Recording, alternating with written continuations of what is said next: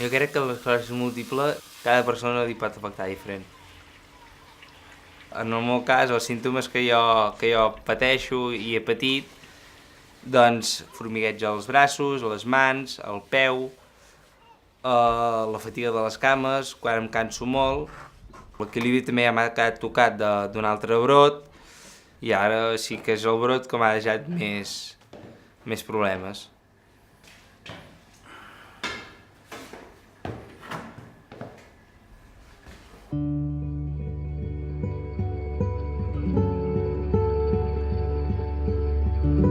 Jo als 12 anys a col·le vaig estar 4 mesos veient doble, però a mi no em van dir res perquè consideraven que era massa petit i no entendria el que era l'esclerosi múltiple.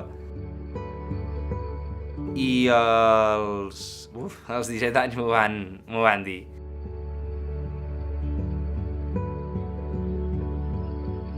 Tenia por de tot, de mi mateix tenia por.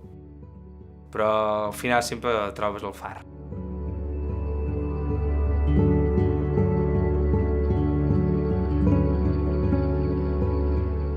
Encara que en realitat pugui ser una malaltia que et discapacita, és una malaltia també que t'incentiva a moure't.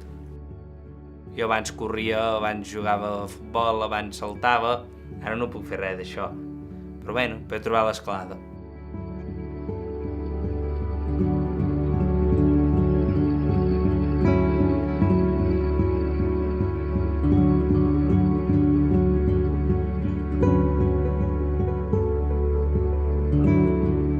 L'única sensació que dius uau, fent alguna cosa, jo, és escalant.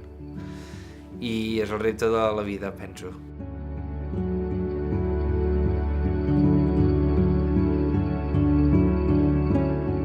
La meva doctora, la neuròloga, ella no ho entén, perquè a l'última ressonància em va dir has estat de sort de no quedar en cadira.